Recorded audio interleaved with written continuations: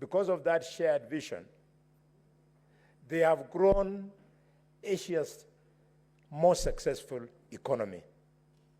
I therefore want to appeal to our colleagues. Just like you fought in your primary school, secondary school, A-level school, up to university to succeed, let us work for a vision so that our country can come out of poverty.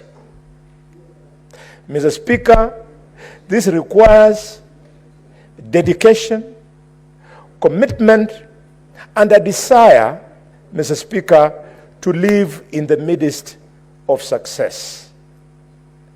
Why do we continue celebrating politics that speak to poverty instead of politics that speak to prosperity? Mr. Speaker, it's a shame that we know what to do, but we don't do it. For example, infrastructure, Mr. Speaker, as spoken to by the President, is critical. But because of poor national decision-making,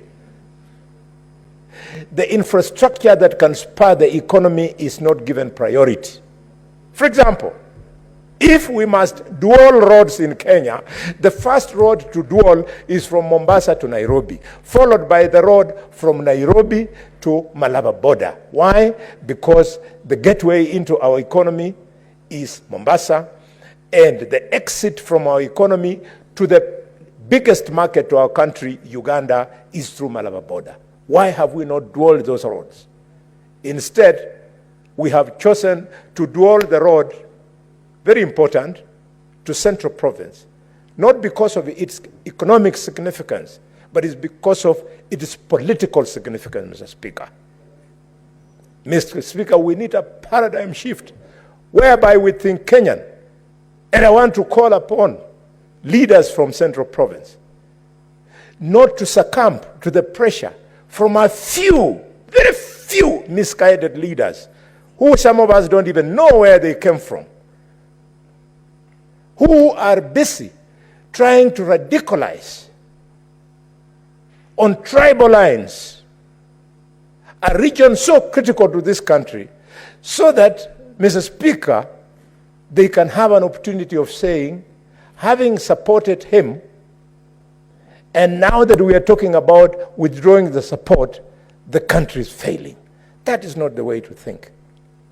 One of the motions that I'll be most proud of in this country, Mr. Speaker, is the motion that exercised the power of this parliament to remind the president and deputy president that they are not above law.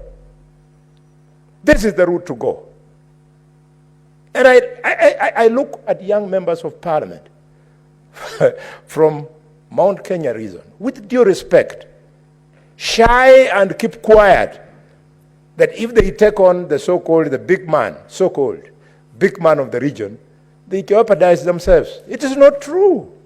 We've been there in 2007, Mr. Speaker, sir.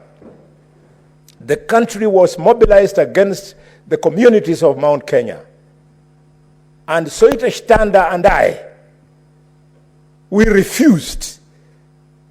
And all members of parliament from the then Western Province and Nyanza Province and Rift Valley Province, if you are not in the Orange Democratic Movement, there's no way you would be elected because of the lie of mobilizing the country against one community.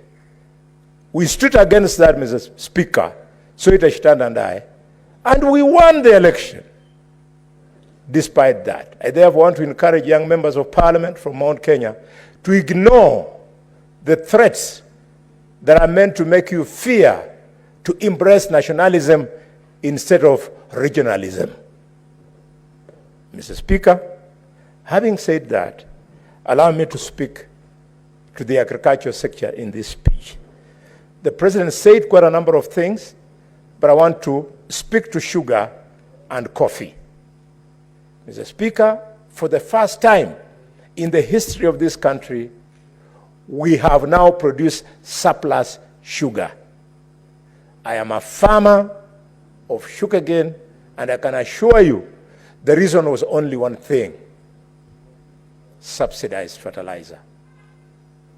I want to urge the governor of Kwale, Tana River, Kakamega, Busia, Bungoma, Migori, Kisumu, and Homa Bay to step it a notch higher by supplementing plowing of those farms.